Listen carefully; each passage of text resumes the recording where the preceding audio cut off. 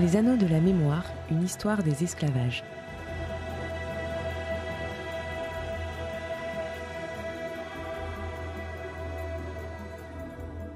J'ai le plaisir de retrouver Bernard Michon et Natacha Bonnet-Guilbault, tous deux historiens et membres du CRHIA. Bonjour. Bonjour. Bonjour. Alors aujourd'hui, nous poursuivons notre discussion sur le système des plantations de canne à sucre et de leur économie. Et ma première question est d'ordre un peu généraliste. On avait parlé de Saint-Domingue, perle des Antilles. Est-ce que vous pouvez nous expliquer ce que représente cette île dans le système économique mondial de plantation ? On avait évoqué dans une précédente émission le très fort développement connu par Saint-Domingue au XVIIIe siècle. On avait pointé en particulier l'essor considérable du nombre de plantations de canne à sucre.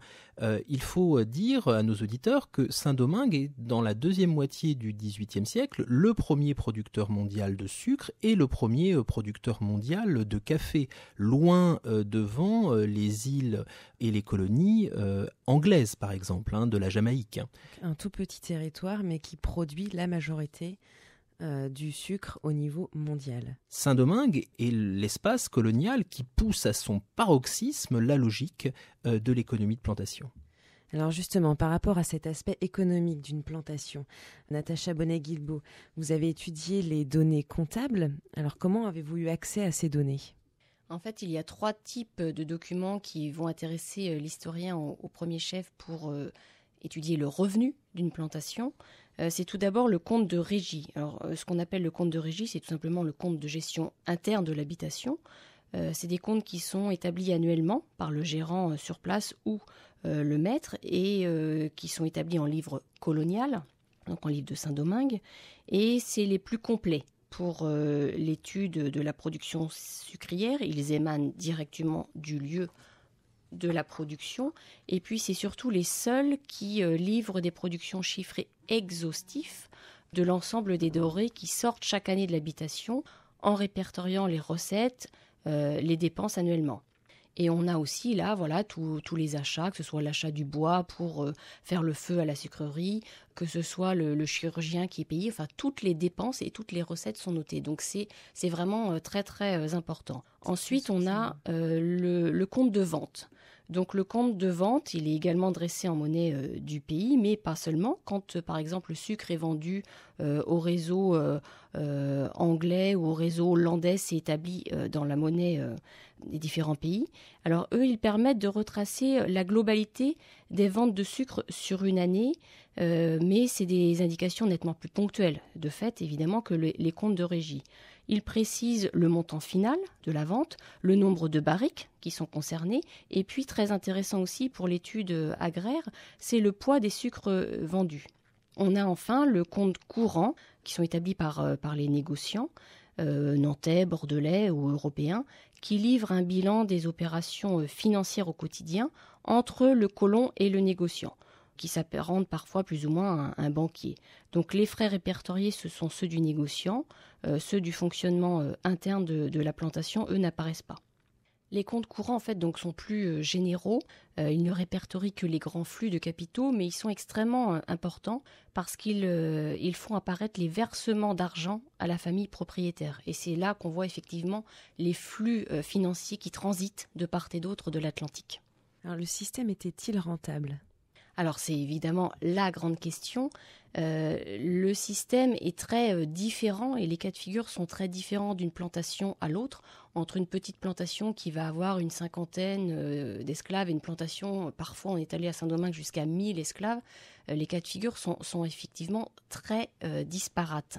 Ce qu'il faut bien comprendre, c'est que c'est aussi différent si le gérant, enfin s'il y a un gérant ou si c'est le colon lui-même, le propriétaire lui-même qui gère sa plantation.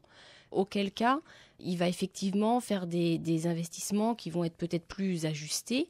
Dans le cas d'un gérant, il va avoir tendance parfois à se verser peut-être de façon un peu plus large une part, ou à suivre de façon un peu plus lointaine aussi la gestion, parce qu'on a parfois aussi des gérants qui peuvent gérer plusieurs habitations, donc on aura une gestion un peu moins rigoureuse, entre guillemets.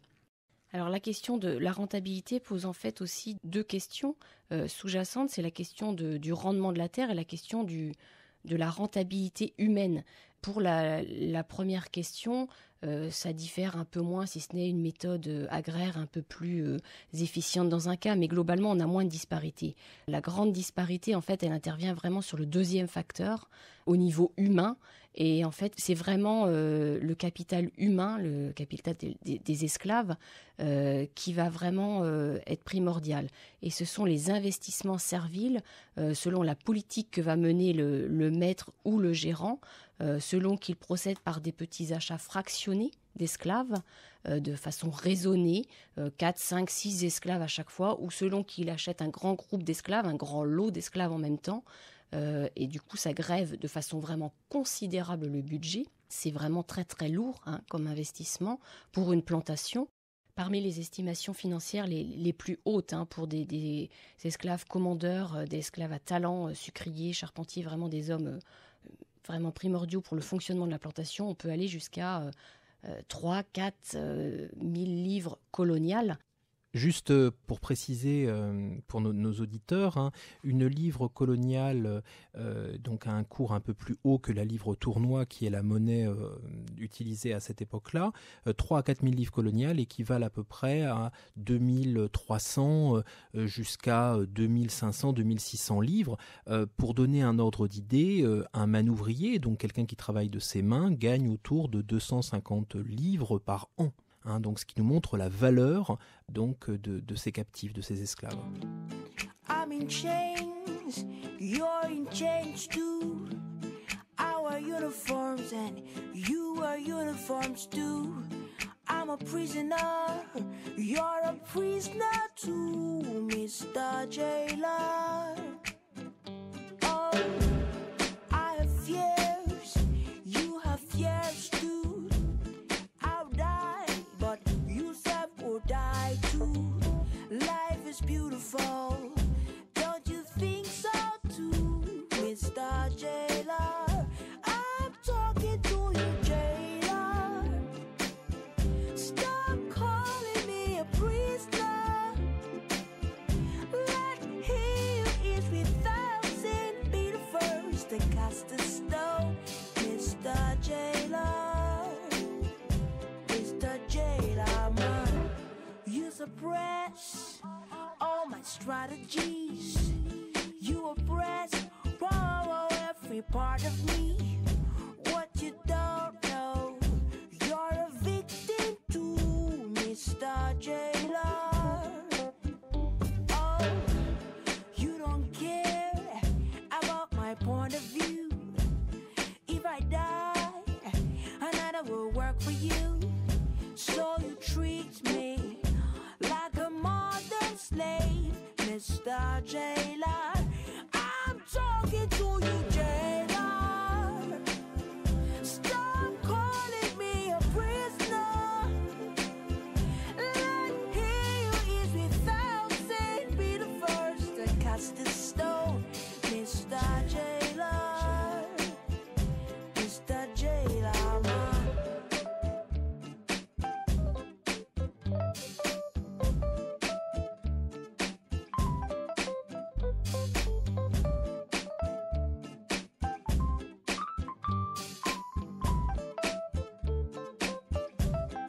You see, if you walking in the marketplace, don't throw stones.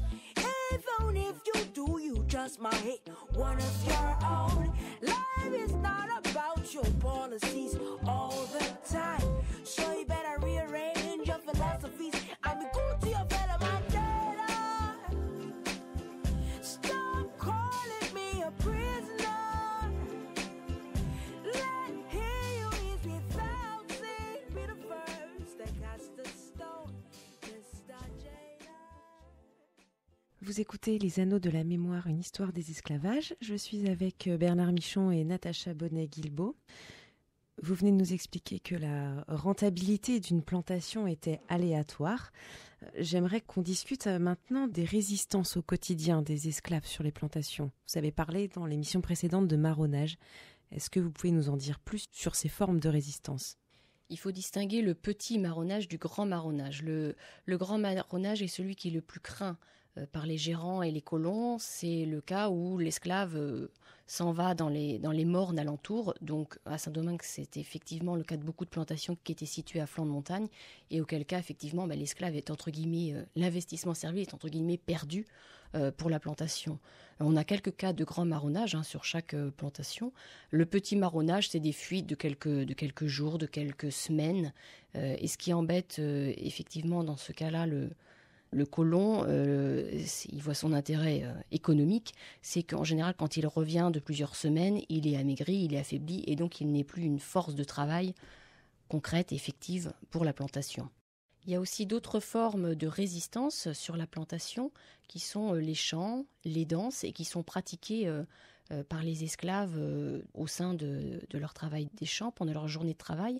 Ce qu'il faut bien se garder à l'esprit, c'est que les sources en général qui sont à notre disposition sont les sources forcément du colon, du planteur. Donc c'est vrai que lorsqu'il écrit dans les correspondances, les archives qui nous sont parvenues, il ne s'attarde pas trop lorsque le gérant rend des comptes au propriétaire sur ces aspects-là. Son rôle est effectivement de montrer qu'il a en main la gestion de l'atelier servile et que voilà, tout se déroule au mieux. Après la Révolution noire, Saint-Domingue devient Haïti en 1804. Que sont devenus les planteurs? Quelles ont été les conséquences sur les plantations? Alors les planteurs, certains ont déjà quitté Saint-Domingue il y a effectivement presque une dizaine d'années, parce que certains fuient vers les États-Unis vers 1792-93, donc ne sont déjà plus présents. Certaines, par contre, sucreries ont continué de fonctionner et de vendre du sucre, de façon très rentable d'ailleurs pour certains, en passant justement par d'autres circuits financiers que les circuits français. Et donc, de fait, ont été très bien vendus au niveau des sucres. Donc, à la date de 1804, finalement, il n'y a plus de lien de présence directe sur les plantations. Elles ont été abandonnées à la population sur place. Et donc, les familles sont revenues en métropole. Les gérants, eux aussi, ont quitté la colonie. Et les planteurs vont être, les familles de planteurs, parfois, quand il s'agit des ayants droit, ont été indemnisés par le gouvernement français pour cette perte de plantation qu'ils n'avaient plus. Merci Natacha Bonnet-Guilbault. Merci d'avoir participé à cette émission. Bernard Michon, nous nous retrouvons la semaine prochaine et nous poursuivons notre voyage. Nous partons cette fois dans l'océan Indien. Merci de suivre cette émission. Excellente fin de journée.